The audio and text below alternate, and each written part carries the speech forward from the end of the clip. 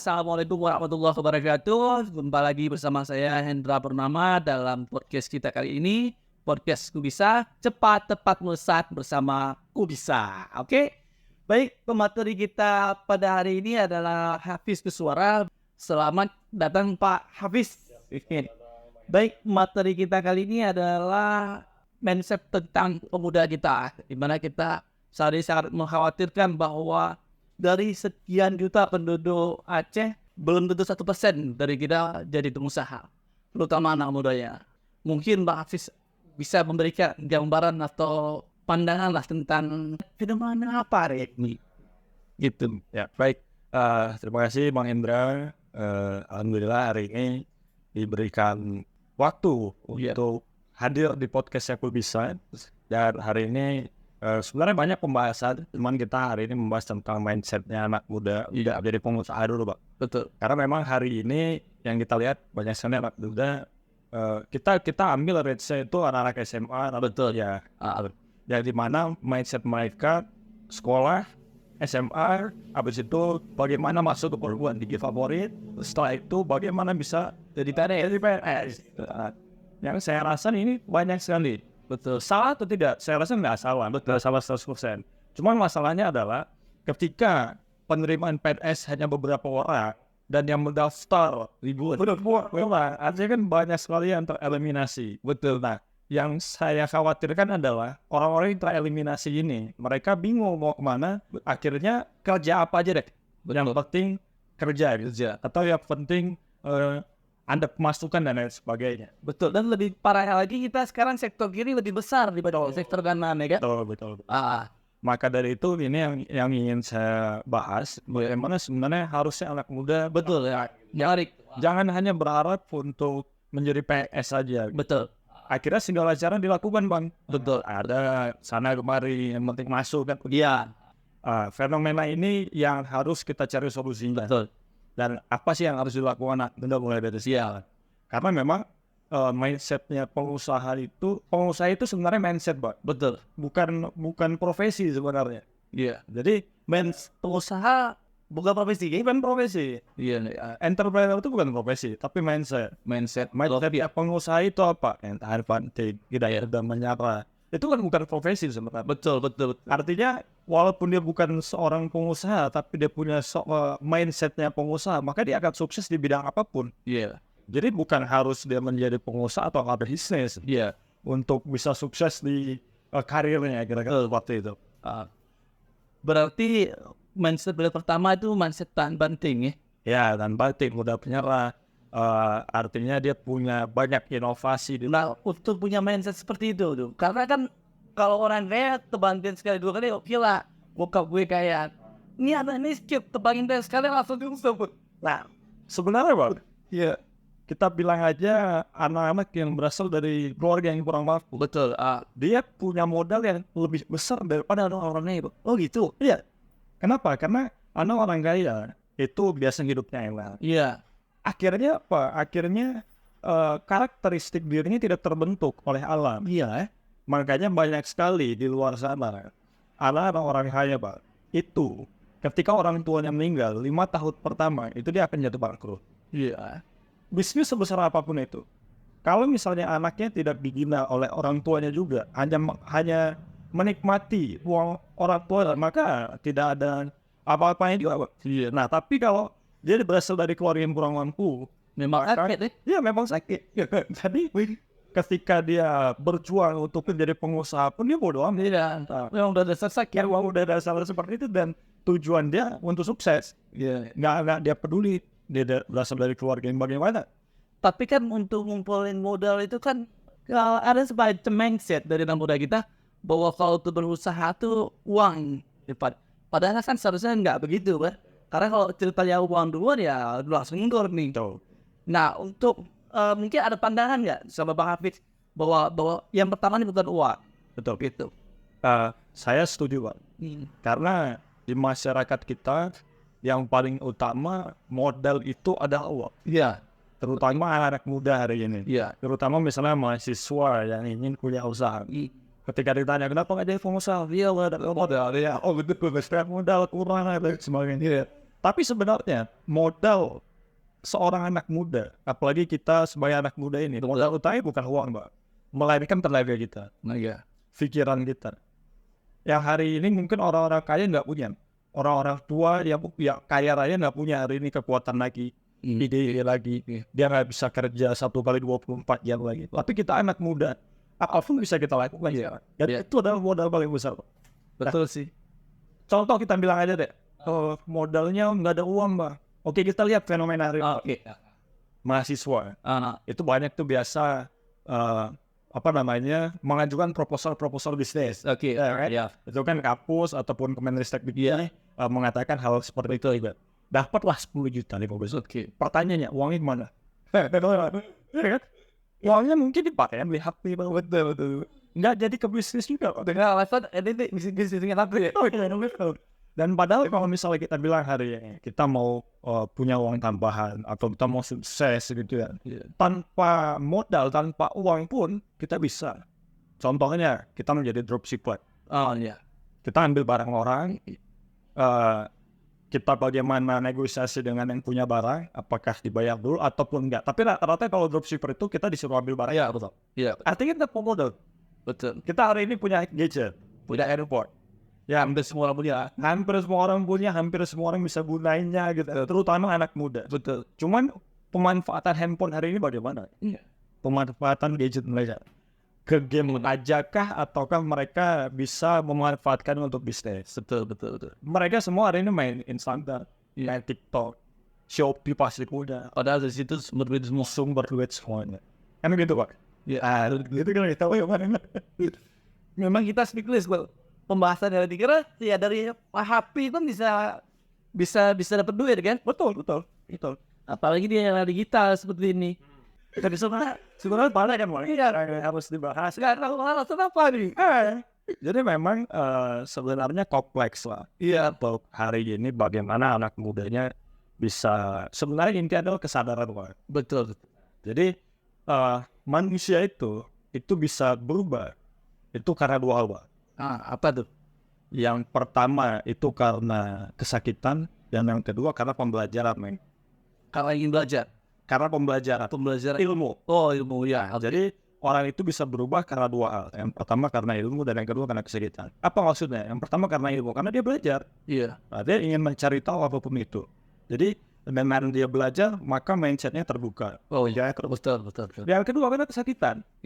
Dan sering sekali anak muda ini berubah karena kesakitan. Tapi sudah terlambat akhirnya. Betul. Contoh, orang tuanya meninggal.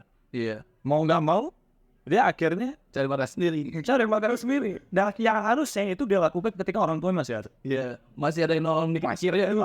Tapi itu tidak terfikirkan oleh dia.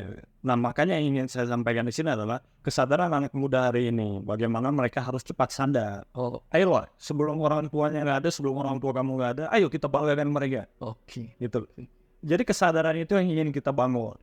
Makanya saya sering dulu, Bang, kegiatan kita, saya dari organisasi lain, nanti organisasi Wirausaha Nusantara, kami sering mengadakan seminar motivasi. Iya, siap. Pelatihan untuk anak muda. Untuk apa? Tujuannya untuk menyadarkan mereka akan hari ini penting sekali kesuksesan itu untukmu, untuk orang tuamu dan untuk keluarga. Kan kita udah tahu nih pentingnya kesadaran anak muda. Ya. Nah, kalau anak mudanya nggak sadar, para orang tua dibutuhkan tentunya. Pasti kan? Nah, kira-kira ada nggak trik atau strategi supaya orang tua ini bisa menyadarkan anaknya, jangan tunggu menikah dulu. Ya, udah. Ya. Oke. Ya kebanyakan sih, Bang, memang peran orang tua yang dibutuhkan dalam hal ini. Apalagi mendidik anak dari kecil. Ini sebenarnya masuk ke parenting. Tapi nggak apa-apa, yang penting karena ya dari segala sisi lah. Betul. Terus ambil. Kalau kita tarik lebih jauh lagi, Bang. Iya.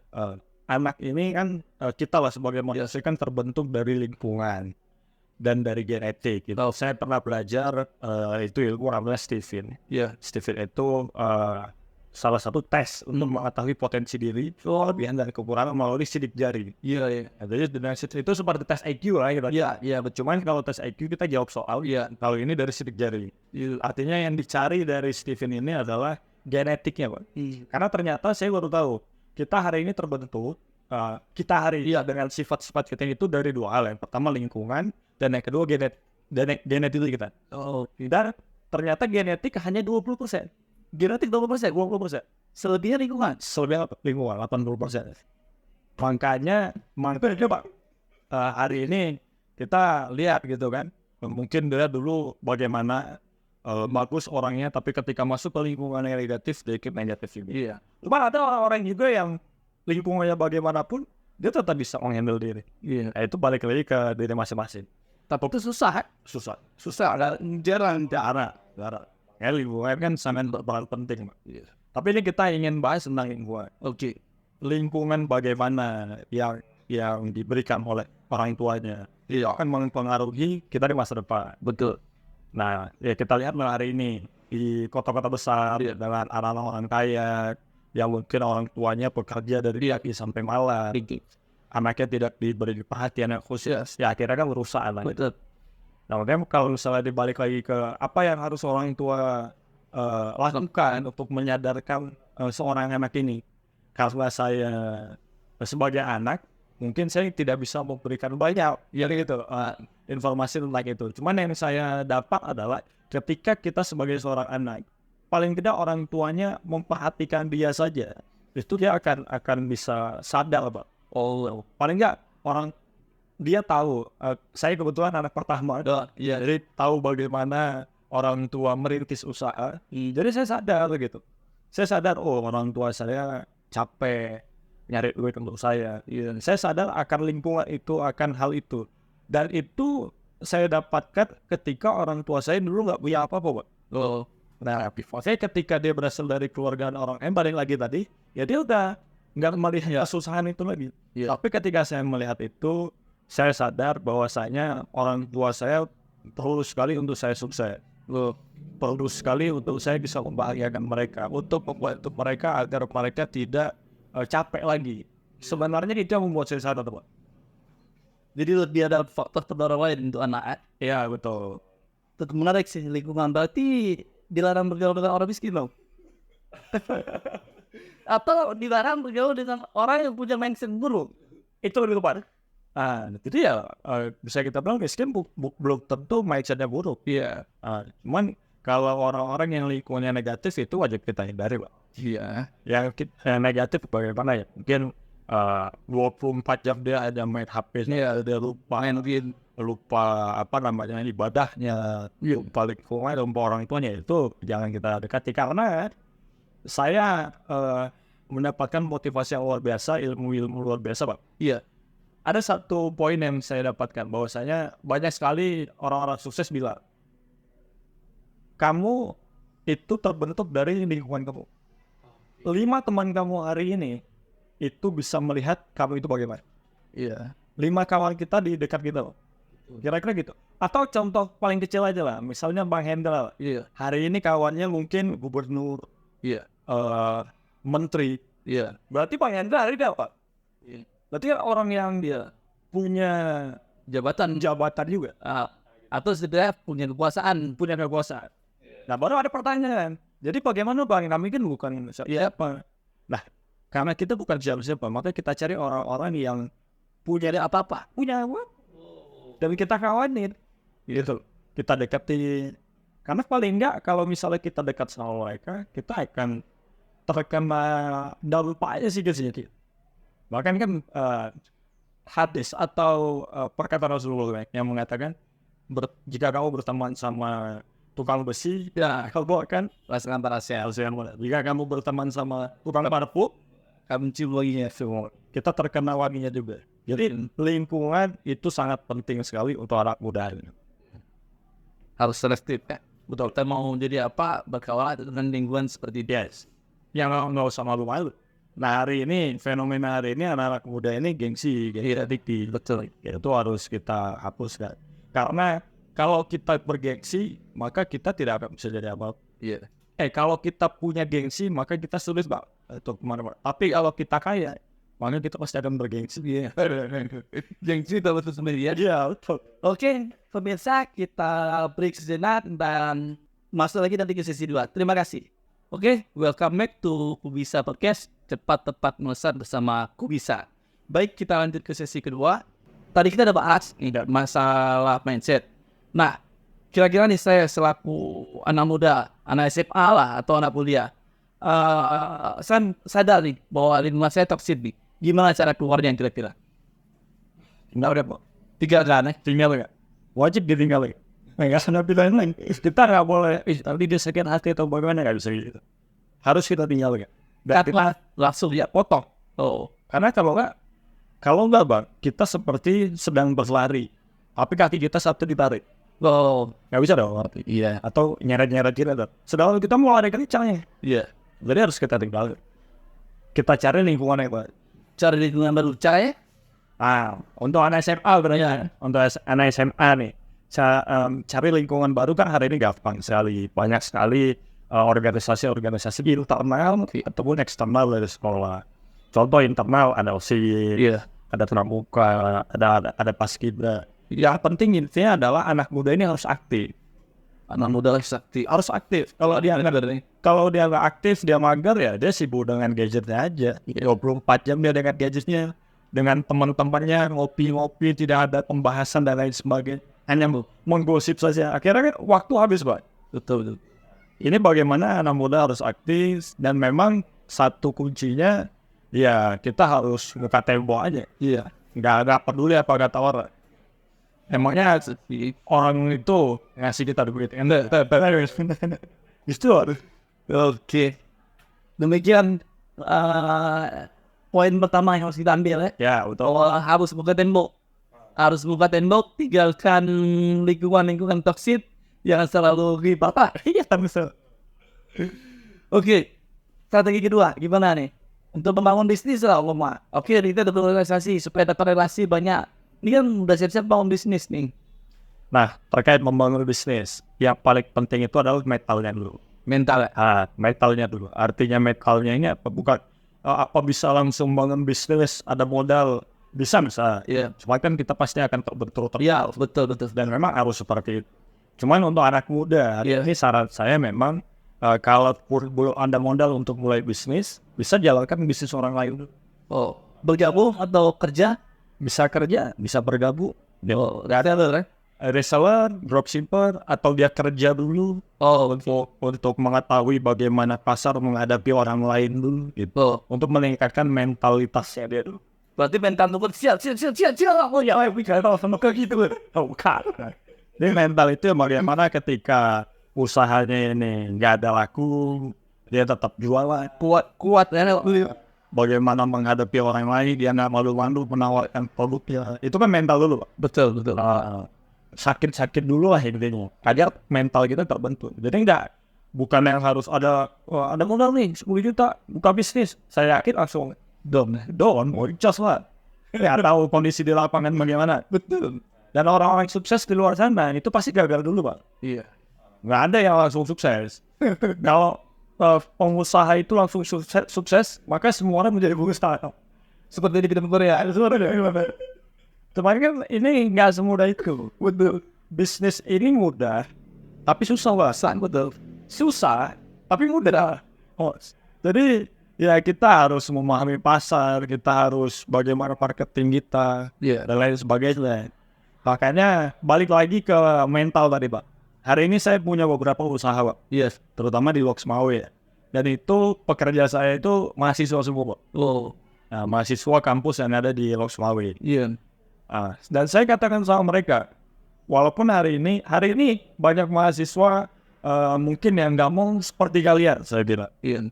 Jualan, jaga kendi, jadi waiters, yang nggak mau. Cuman itu harus kalian ambil langkahnya, karena ada langkah maju, langkah untuk meningkatkan mental kalian. Langkah pertama, apa langkahnya? Apa poinnya? Poinnya adalah untuk kita nggak usah malu, nggak usah gengsi.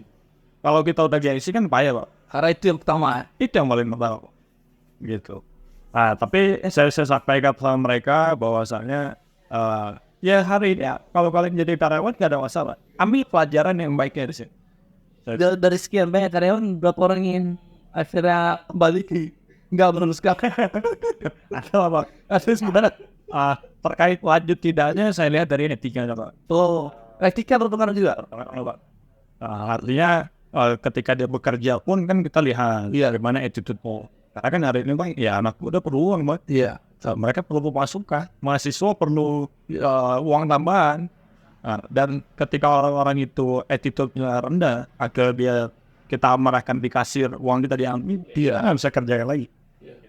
Dan itu saya sampaikan sama mereka, bahwa saya di sini kalian kerja, tapi anggaplah ini bisnisnya kalian sendiri. Jadi kalian seperti itu punya kalian, akhirnya sepenuh hati untuk pekerjaan. Nggak kerugi. Kalau dibilang rugi, pasti rugi pak.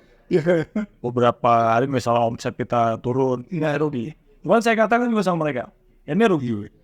Cuman bagaimana walaupun ini rugi, ya saya tetap akan jualan untuk membantu kalian juga mendapatkan uang masuk. Cuman kita sama-sama berpikir gitu, bagaimana biar tidak rugi, bagaimana omsetnya bisa naik, bagaimana kalian servis ke pelanggan, bagaimana ketika ada sampah diambil, bagaimana ketika jam kerja on time. Padahal itu dasar itu. Itu dasar. Disiplin kan gitu kok. Soalnya kan itu yang dari muda-muda ini. Iya, betul. Customer maksudnya mereka. Iya. Akhirnya terbentuk sampai dewasa. Gaya songongnya. Betul dilihat begitu datang orang pajak langsung. Ada bingung kan gitu. Tapi itu seperti itu loh Pak. Makanya saya membantu mereka. Saya rasa itu awal yang baik lah untuk anak muda kerja. Saya memberikan apresiasi ke mereka. Nanti kalau misalnya sampai target omset kita kasih bonus agar mereka senang. Intinya saya sampaikan ke mereka, paling enggak yang pertama kalian semuanya nggak minta uang semua orang tua. Jadi kuliah merantau gitu, cari uang sendiri. Itu mental yang paling luar biasa yang harus dibilang. Iya. Gitu. Dan alhamdulillah beberapa orang karyawan saya mereka nggak minta sama orang tua lagi, Sudah bisa survive. bahkan sudah bisa ngasih ke orang tuanya walaupun sedikit-sedikit 200 atau 300 bulan, bahkan itu lagi lah bagus. Betul. Jadi saya mencoba kepada anggota saya untuk punya mindset dan mental yang bagus, sehingga saya kira ketika kalian tamat nanti kalian akan terkejut. Iya. Lihat dunia luar nanti atau bangun bisnis. Siap kerja. Udah siap. Dan bahkan kalau misalnya kalian udah tamat nanti, ayo kita sama-sama, kita kerjasama. Bisa saya kasih modal, buka sendiri, kita kerjasama, kita bagi persen. Seperti itu, sehingga mereka semangat. Gitu. Jadi memang selain lingkungan dibutuhkan mentor, saya lihat ya. Mentor pasti. Iya kan? Mentor juga. Jadi kalau misalnya kita bergerak atau mentor, wah itu dia akan ke kanan menjadi itu. Dan saya alhamdulillah punya banyak mentor. Dan ketika punya modal, punya uang, yang paling penting itu uang ini bukan untuk gaya-gayaan, beli gadget atau apa. Bahkan ada gadget saya masih jadi uang gitu. Karena ada karyawan saya mau beli iPhone gitu kan ya. Saya bilang, boleh beli iPhone, nggak masalah. Memang lah, saya di mana sih? Buat ngelihat. Anak muda ini harus bisa memisahkan yang mana kebutuhan dan keinginan. Iya, itu hal terberat itu. Itu hal yang terberat ya. Kalau ditanya soal kebutuhan dan keinginan, Betul. Istilahnya kalau kata-kata dalam motivasi itu namanya delay gratification. Iya, delay gratification. Mendelay kesenangan. Iya. Jadi kesenangannya itu ditunda dulu. Iya. Untuk kesenangan yang besar di masa depan. Itu harus dipunya dulu. Dan mentor saya mengajarkan itu.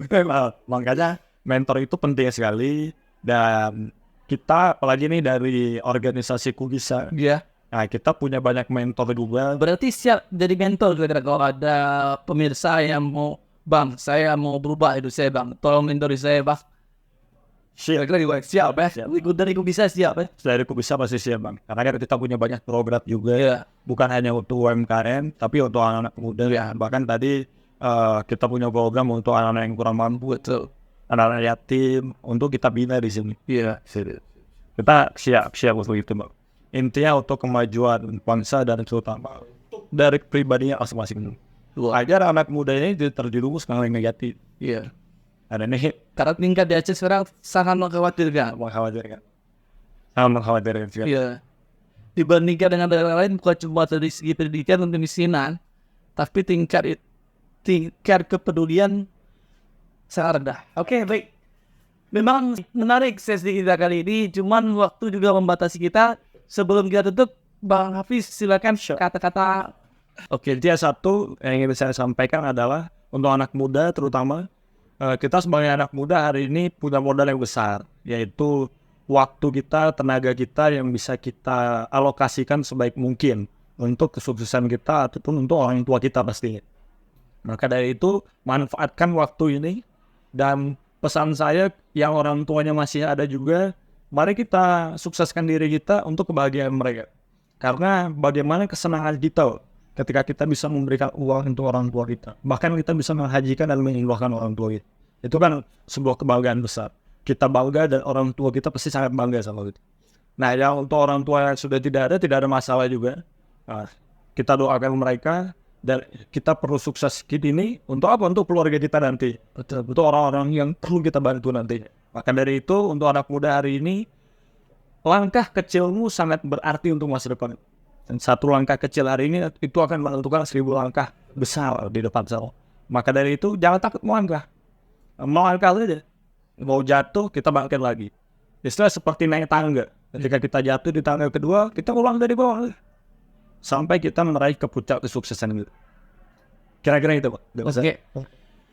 Baik pemirsa, sangat menarik dan inspiratif pertemuan kita kali ini. Sampai saya speechless terus. Serius, speechless untuk pembahasan kita kali ini. Karena memang sangat luas materi yang akan kita bahas. Kemudian mengingat lagi kondisi Aceh yang seperti ini, di mana sektor kiri makin tumbuh lebih hebat, di mana ya efek dari sosial media dan gaya-gayaan. Oke, untuk generasi muda, tetap semangat, tetap berjuang, tetap mulai dari langkah kecil meskipun itu sakit. Dan kalau butuh mentor, datang ke Kubisa. Akhirul kalam, wabillahi taufiq wal hidayah. Wassalamualaikum warahmatullahi wabarakatuh. Bye.